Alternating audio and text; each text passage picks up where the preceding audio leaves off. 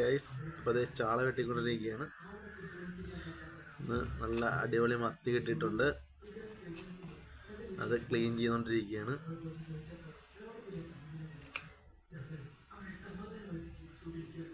നിങ്ങൾ എങ്ങനെയാണ് മീൻ ചാള ക്ലീൻ ചെയ്യണം? കത്തി വെച്ചാണോ അത് കത്രിക വെച്ചാണോ?